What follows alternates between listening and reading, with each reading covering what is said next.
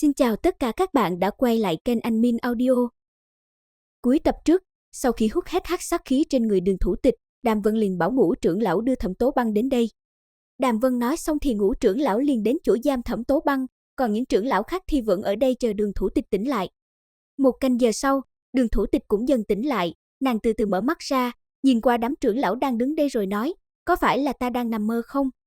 Lúc này, Đàm Vân lên tiếng nói với nàng đây không phải là mơ. Nhận thấy giọng nói quen thuộc này, Đường thủ tịch liền hỏi, có phải tiền bối là người cứu ta không? Sau khi nghe thấy Đàm Vân xác nhận nàng do mình cứu, thì Đường thủ tịch định đứng dậy tạ ơn, thì phát hiện cả người vô lực không thể cử động được. Thấy hành động này của Đường thủ tịch, Đàm Vân liền bảo nàng hiện tại sức khỏe vẫn còn suy yếu nên không được gắng sức.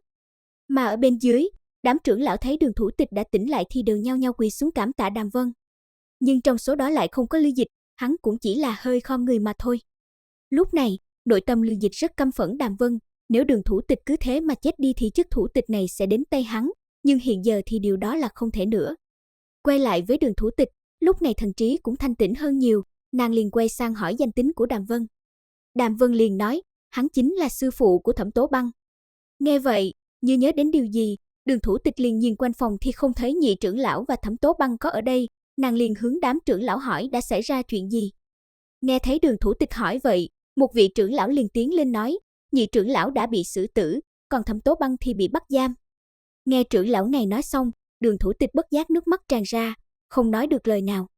Thấy biểu hiện của Đường thủ tịch, Đàm Vân liền bảo nàng không nên quá đau buồn, không sẽ ảnh hưởng đến bệnh tình. Rồi sau đó hắn bắt mạch lại cho nàng xem tình trạng thế nào. Một lúc sau, Đàm Vân mới nói, nghi hồn phách bị thương nghiêm trọng, đợi sau khi ta gặp Thẩm Tố Băng sẽ kê cho ngươi một phương thuốc điều trị. Đàm Vân vừa dứt lời, thì Ngũ trưởng lão đã bế Thẩm Tố Băng đi vào. Trong bộ dáng lúc này của nàng rất thê thảm, trên người chi chít vết thương, máu me đầm đìa.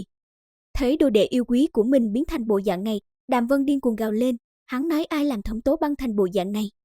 Trông thấy bộ dạng tức giận kia của Đàm Vân, làm cho đám trưởng lão hoảng sợ không thôi. Mà lúc này Đường thủ tịch cũng hướng Ngũ trưởng lão hỏi, tên súc sinh nào hành hạ Thẩm Tố Băng đến bộ dạng này. Ở bên dưới, Ngũ trưởng lão liền vội vàng nói, là Tam trưởng lão Chu Ô Vân đánh. Lúc này, ở ngoài cửa Chu Ô Vân cũng đã nghe thấy hết mọi chuyện, nên hắn lập tức chạy vào bên cạnh giường Đường thủ tịch quỳ lạy nói, thủ tịch mong ngài bớt giận, là thuộc hạ sai. Đứng bên cạnh Đường thủ tịch, Đàm Vân không để ý đến Chu Ô Vân, hắn tức giận nói, Hoàng hồn tôn đan mà mình luyện chế không phải là độc dược, Đường thủ tịch nhờ có Hoàng hồn tôn đan thì mới có thể sống đến hiện tại, nếu không nàng đã mất mạng từ lâu rồi.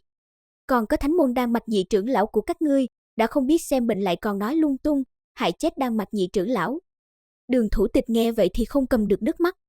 Nhị trưởng lão cùng nàng thân như tỉ muội, không ngờ lại vì nàng mà chết oan. Một hồi sau, Đường thủ tịch nhìn Chu Ô Vân gần từng chữ nói, lôi ra ngoài xử tử.